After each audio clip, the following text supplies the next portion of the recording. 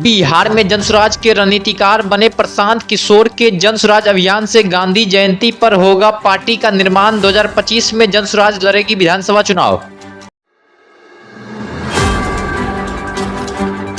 वहीं प्रशांत किशोर ने पार्टी बनने से पहले प्रेस कॉन्फ्रेंस कर दी बड़ी जानकारी। कहा, बिहार विधानसभा चुनाव से पहले हम लोग वैसे ही उम्मीदवार को टिकट देंगे जो जनप्रतिनिधि वापसी के अधिकार पर सहमति का हलफनामा देंगे।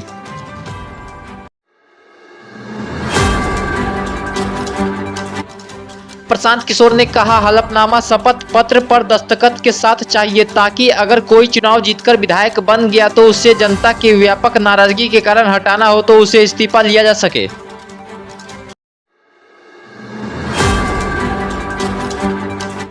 बिहार में बाढ़ से हाहाकार के बीच लाखों लोग बाढ़ से है प्रभावित। बिहार के मुख्यमंत्री नीतीश कुमार ने बाढ़ प्रभावित इलाकों का किया एरियल सर्वे।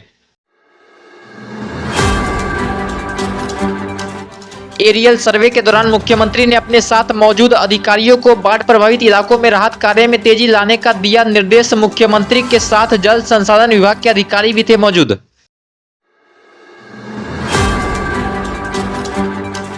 लोक जनशक्ति पार्टी रामविलास के राष्ट्रीय अध्यक्ष चिराग पासवान ने दिया बड़ा बयान। कहा, अगर गठबंधन में हमारे लोगों की बात नहीं सुनी गई तो मैं अपने पिता के तरह मंत्री पद को लात मार दूंगा। गठबंधन में हम लोग की बातों को सुना नहीं जा रहा तो मेरे पिता ने भी एक मिनट नहीं सोचा था मंत्री पद को लात मारने से पहले अगर मुझे तो किसी लालच में नहीं।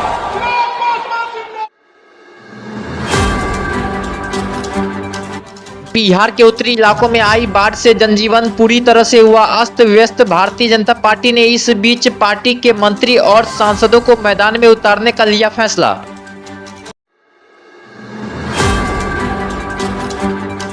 बिहार प्रदेश भाजपा की ओर से बाढ़ प्रभावित इलाकों में मदद पहुंचाने के लिए 11 लोगों की कमेटी का किया गया गठन। बुधवार से यह कमेटी बाढ़ प्रभावित इलाकों में अपने काम पर लग जाएगी।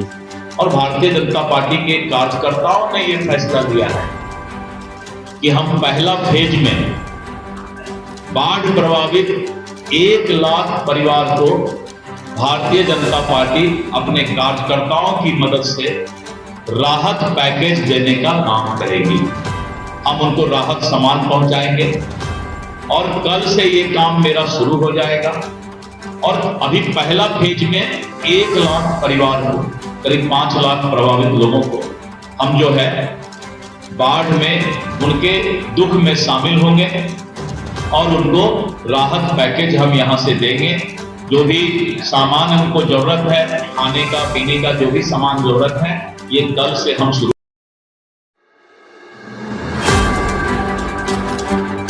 बीपीएससी ने 17वीं संयुक्त सिविल परीक्षा के लिए अभ्यर्थियों के लिए नियम कर दिए काफी सख्त। अगर अभ्यर्थियों के फोटो में होगी कोई गड़बड़ तो आवेदन को कर दिया जाएगा रद्द। बीपीएससी ने कहा, आवेदन करते समय वेब कैम से ली जाने वाली अभ्यर्थियों के फोटो में किसी भी तरह की गड़बड़ी या मिक्सिंग नहीं होनी चाहिए। अगर ऐसा करते पाया गया तो आवेदन तुरंत रद्द कर दिया जाएगा।